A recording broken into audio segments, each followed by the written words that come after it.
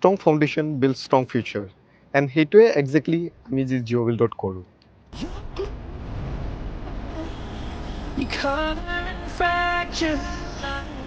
যিকোনো এটা building construct কৰিবলৈ অকল ইটা, বালি আৰু চিমেণ্ট অথবা আপোনাৰ পাথৰেৰে নিৰ্মাণ নহয়।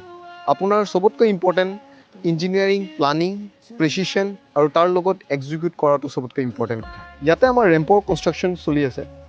চ' এইটো এটা ব্লক এ, এইটো ব্লক বি।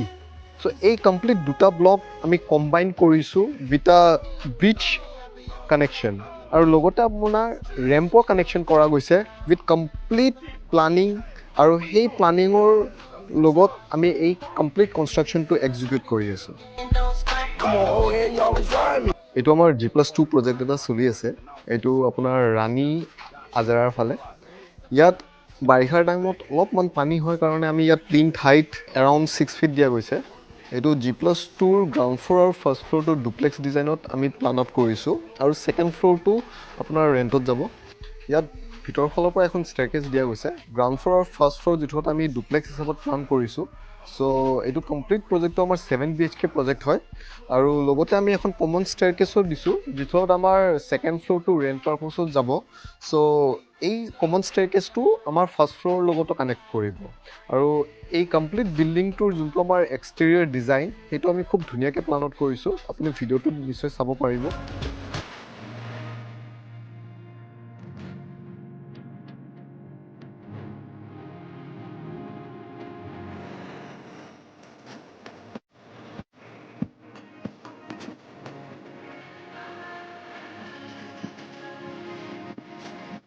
আজি বেলেগ এটা প্ৰজেক্ট আপোনালোকক দেখাব বিচাৰিছোঁ।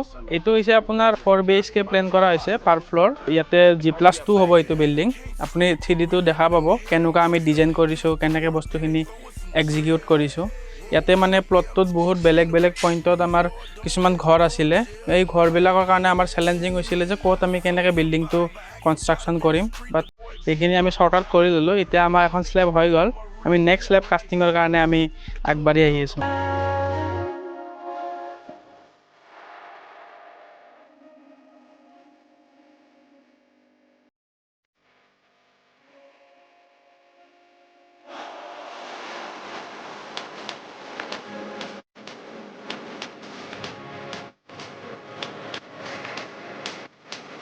এইটো আমাৰ এটা প্ৰজেক্ট চলি আছে আজাৰাত। এইটো নিয়াৰ এবাউট 4,000 স্কুৱেৰ ফিটৰ প্ৰজেক্ট। আমাৰ যিকোনো এটা কনষ্ট্ৰাকশ্যন কৰিবলৈ আমাৰ প্লানিংটো কিয় ইম্পৰ্টেণ্ট সেইটোৱে এই প্ৰজেক্টটোত আপোনালোকে গম পাব। আমাৰ কমপ্লিট এই যোনটো ডিজাইন আমি প্লানত কৰিছোঁ এইটো 2 ব্ৰাদাৰ্ছৰ। ফাৰ্ষ্ট ফ্ল'ৰ আৰু ছেকেণ্ড ফ্ল'ৰ ডুপ্লেক্স ডিজাইনত বনোৱা গৈছে আৰু ইয়াত যদি চাই ফাৰ্ষ্ট পাৰ্ট এইটো ফাৰ্ষ্ট পাৰ্টটো আৰু ডুপ্লেক্স ডিজাইন আমি প্লানত কৰিছোঁ। ভিতৰৰ ফালৰ পৰা ষ্টেয়াৰকেছ গৈছে ওপৰলৈকে। এইটো কমপ্লিট ফাৰ্ষ্ট পাৰ্ট এটা ডুপ্লেক্স ডিজাইনত প্লান আউট হৈছে উইথ ফুল প্ৰেচিশ্যন এণ্ড ডিজাইন আৰু লগতে ইয়াৰে লগত যোনটো second part of second brother এইটো ডিজাইনত কৰা গৈছে। এইটো ডুপ্লেক্স ডিজাইন। চ' কমপ্লিট ফাৰ্ষ্ট ফ্ল'ৰ আৰু ছেকেণ্ড ফ্ল'ৰ 2 ডুপ্লেক্স এটা ফ্ল'ৰতে ডিজাইন কৰা গৈছে।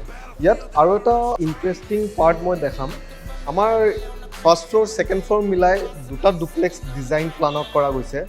চ' ইয়াত এটা লিংকেজো আছে যোনটো আমাৰ মেইন এণ্ট্ৰিটোৱেতো দুটা পাৰ্টত যাবই পাৰি আৰু লগতে আপোনাৰ ওপৰলৈকে যেতিয়া আমি যাম আমি ইয়াত কমপ্লিট ছিটিং এৰিয়া আৰু লগতে এটা লবি পোৱা যায় উইথ বেডৰুমছ আৰু ইয়াত ডিজাইন কৰিছোঁ আমি এটা কমন পূজা ঘৰ। সেই পূজা ঘৰত যেন কমপ্লিট দুটা ফেমিলিও সেই পূজা ঘৰলৈকে যেন আহিব পাৰে সেই হিচাপত আমি আৰু এটা কমন স্পেচ ইয়াত ৰাখিছোঁ। এইটো এটা কমপ্লিট কমন স্পেচ যোনটো দুটা কমপ্লিট ডুপ্লেক্স ফ্ল'ৰ কম্বাইন কৰি দিয়া গৈছে আৰু এইফালে বেডৰুমছবোৰ প্লানত কৰা গৈছে ওপৰত আৰু এইটো এটা ছিটিং এৰিয়া। এই কমপ্লিট ডুপ্লেক্স বিল্ডিং যোনটো আমি ডিজাইন কৰিছোঁ এইটো বহুতকেইটা ইণ্টাৰেষ্টিং ফেক্টৰ আছে। ইয়াৰে আৰু এটা ইণ্টাৰেষ্টিং ফেক্টৰ আছে যে ইয়াত আমি এটা cinema hall complete mini cinema hall এটা আমি ইয়াত প্লান আউট কৰিছোঁ। ত' এইটো এতিয়ালৈকে এক্সিকিউট হোৱা নাই। ত' এইটো যেতিয়া এক্সিকিউট হ'ব অলমষ্ট লাইক ইয়াত আমি এৰাউণ্ড 10 to 12 পিপল যেন ইয়াত আমাৰ ফেমিলি 12 to 10 পিপল ইয়াত বহি চিনেমা চাব পাৰে সেই হিচাপত এইটো প্লান আউট কৰা গৈছে। লগতে এটা স্মল ৱাশ্বৰুম এটাও দিয়া গৈছে তাত। আমি অকল ঘৰুৱা বিল্ডিঙে নহয়, লগতে commercial complexes, industrial projects, school বিল্ডিঙো আমি ডিজাইন, প্লানিং আৰু এক্সিকিউট কৰোঁ। অলপ আগতে আমি আপোনালোকক কিছুমান প্ৰজেক্টছ দেখাইছোঁ, যোনবোৰ আমাৰ কনষ্ট্ৰাকশ্যন চলি আছে। সেই কমপ্লিট কনষ্ট্ৰাকশ্যনৰ প্লানিংবোৰ আমাৰ অফিচৰ পৰাই হয়, আৰু আমাৰ অফিচটো আছে আজাৰা গধূলি বজাৰ, নিয়াৰ ICICI bank, front plot, national highway 17। লগতে আমাক মানুহে এপ্ৰ'চ কৰা মেইন কাৰণ হ'ল আমাৰ এক্সপাৰ্ট ডিজাইন, আমাৰ ইঞ্জিনিয়াৰিং প্লানিং, আৰু যি হিচাপত আমি কামবোৰ প্ৰচেছ কৰোঁ, আমাৰ কনষ্ট্ৰাকশ্যন আইডিয়াছ, আৰু চবতকৈ ইম্পৰ্টেণ্ট হ'ল আমাৰ টাইমলি ডেলিভাৰী। আমাৰ যিকোনো এটা প্ৰজেক্ট এটা আমাৰ অন টাইম ডেলিভাৰী আমাৰ মেইন চেষ্টা হয়, আৰু লগতে customer satisfaction, that is our very prime concern. আমাৰ কাষ্টমাৰ ছেটিছফেকশ্যনটো আমাৰ কাৰণে বহুত ইম্পৰ্টেণ্ট হয়। আমি যেতিয়া এটা ইণ্টেৰিয়ৰ ডিজাইন এটা কৰিবলৈ যাওঁ, তেতিয়া মানুহখিনিৰ এটা পাৰ্চনেল টাচ এটা থাকে, সেই বস্তুটো আমি ডিজাইনত এক্সিকিউট কৰিব ট্ৰাই কৰোঁ। আৰু লগতে আপোনাৰ যিবিলাক আমাৰ ধৰক ৱেষ্টেজ স্পেচ থাকে, সেই স্পেচবিলাক প্ৰপাৰ কেনেকৈ ইউটিলাইজ কৰিব লাগে তাৰ কাৰণে আমি ছাজেষ্ট কৰোঁ। হয়, আমাৰ এটা অৰুণাচলত প্ৰজেক্ট চলি আছে G+1 বিল্ডিঙৰ। তাৰে আমাৰ এইটো বিল্ডিঙৰ 3D ডিজাইন হয় এক্সটেৰিয়াৰৰ। আমি এতিয়া বৰ্তমান ইণ্টেৰিয়ৰ ডিজাইনৰ ফালে অলপ হেৰি কৰি আছোঁ। এইটো আমাৰ কমপ্লিট এটা বেডৰুমৰ ডিজাইন হয়। ইয়াত বেডৰুম, বিচনা, আপোনাৰ ষ্টাডি টেবল, ৱাৰ্ডৰোব যেনেকুৱা ডিজাইনত লাগে ক্লাইণ্টক সেই হিচাপত ডিজাইন কৰা গৈছে। লগতে আপোনাৰ ড্ৰয়িং ৰুমৰো এটা চেম্পল এটা আমি বনাইছোঁ কালাৰ কম্বিনেশ্যন কৰি। আপুনি বাকীখিনি দেখা পাই থাকিব। যিকোনো এটা বিল্ডিং, ঘৰ তেতিয়াহে বনে যেতিয়া সেই ঘৰখনত থাকিবলগীয়া মানুহকেইটাই সেই ঘৰখনত এটা ইম'শ্যনেল টাচ এটা ফিল কৰে। চ' আমি যেতিয়া ইণ্টেৰিয়ৰ ডিজাইন এটা প্লান আউট কৰোঁ, সেই ডিজাইনটো কৰিবলৈ আমি মানুহ ঘৰত কিছুমান এলিমেণ্টছ আমি ৰাখোঁ। কেনেকুৱা টাইপত তেখেতসকলে বিচাৰিছে ঘৰখন, আৰু তেখেতসকলৰ ফেমিলিটো যেনে ৰুম কেনেকুৱা টাইপত বিচাৰে, মানে চিলড্ৰেন ৰুম হওক আৰু অথবা তেখেতসকলৰ দেউতাকৰ ৰুম। চ' গোটেইখিনি চাই আমি এটা ফুল ফ্লেজ ডিজাইন এটা ৰেডি কৰোঁ, আৰু সেই ডিজাইনৰ ওপৰতে ভিত্তি কৰি আমি কামটো এক্সিকিউট কৰোঁ। আ ষ্ট্ৰং ষ্ট্ৰাকচাৰ নিডছ আ great interior, and a great interior needs a strong structure. That is what GeoBuild is.